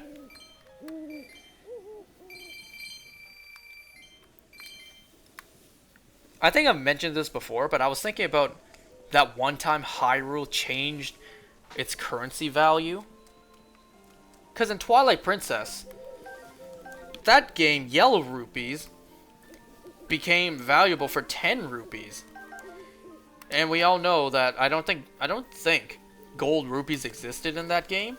So assuming that all gold rupees suddenly became more common and are worth 10. Unless there's a difference between gold and yellow. So at some point, the Hyrule government sort of thing, I guess, they decided that that Hyrule's currency will change. Gold/yellow rupees would be worth 10 instead of 300. Orange rupees would now be worth 100 instead of silver. I guess they just didn't accept silver rupees anymore. And then at some point they changed it back. Because it is confirmed, like, Twilight Princess is in the Child timeline. And before that, Ocarina of Time and Majora's Mask both had the same currency. You know, gold meaning... Well, no, in that game, gold meant 500. Right? Or is it 300? Anyway, so I need 4, 8, 12, 16, 20, 24, 28, 32. Yeah, that's what I thought. So I need 32 star fragments. So next time, I'm going to need the same amount I got tonight, plus 2 more. So next time is going to be minimum, like 2 hours worth of grinding. I said I needed like 90 of these because, you know, the internet is full of misleading information. I couldn't figure out. It said that the Tunic of Time required 4 star fragments, like on star number 4, like upgrade for the 4th upgrade. So I thought that meant upgrade 1 needed 1 star fragment, upgrade 2 needs 2, 3 needs 3, and 4 needs 4. So total I would need 10 for one of these to be upgraded to max. But no, it meant I need 4 total to upgrade the whole thing to max. You might also question, didn't you do this before? Shouldn't you know? Well, it's been a long time since I did this, so it's hard to remember.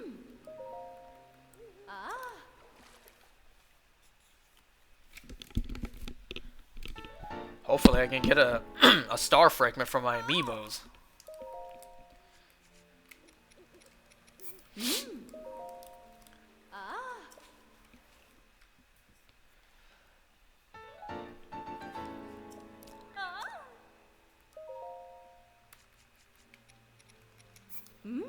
So we can still do 9 more upgrades. 8 after this. This is what almost 2 hours of grinding will get you. And sometimes you just gotta do that. Sometimes in games like this, you just gotta grind, and it takes a long time. Take it from me, I shiny hunt. And that took me 11 months to get everything, like everything shiny. So the entire time outfit is done.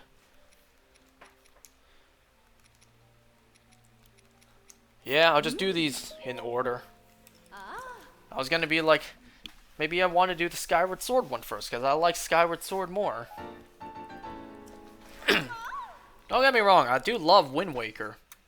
But my love for Skyward Sword is on another level.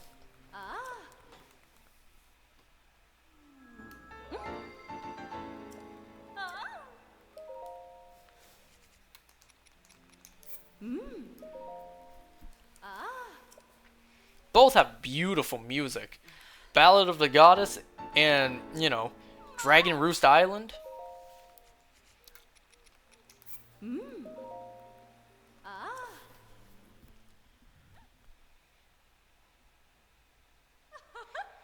Oh yeah, I forgot to mention. I keep forgetting to mention things. And I keep saying, oh yeah, I forgot to mention.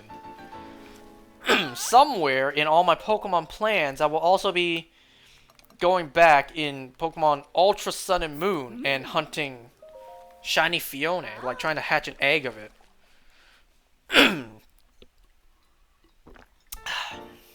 I imagine in Brilliant Diamond and Shining Pearl that all the Gen 4 legendaries can at least be hunted.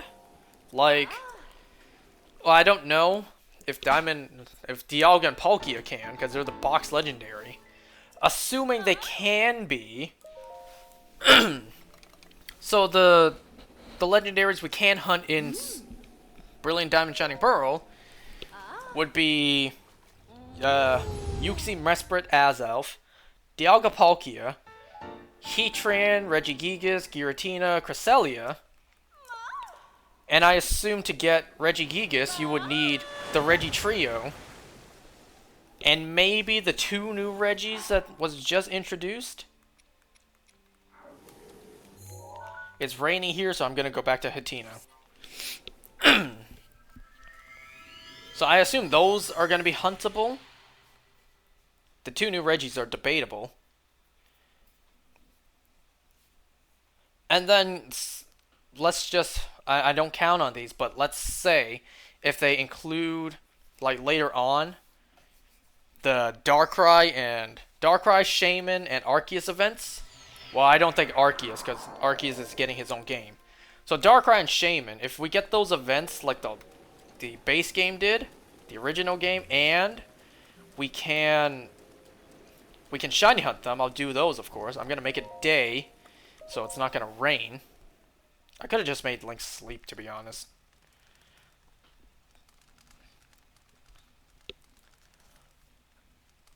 We're getting the Manaphy egg as an event, so I assume we can hatch and try to get a shiny Fione. So I'm, of course, going to do that again in that game.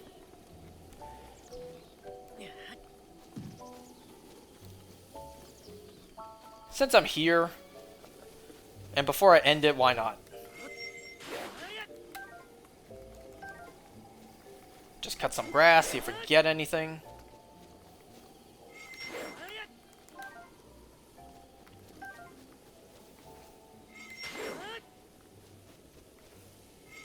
I don't know why I'm doing this, I just want to.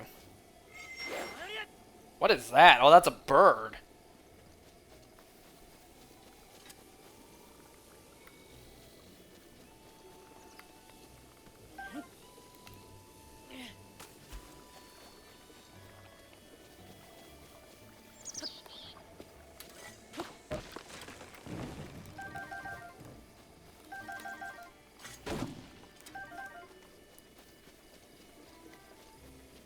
Okay, it's a nice, beautiful day in Hyrule.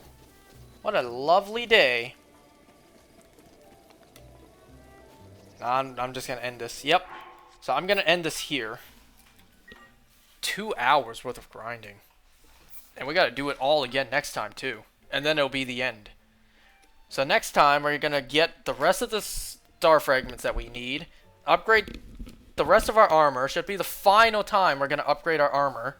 And then we're finally going to move on to hunting the Koroks. I'll see you then.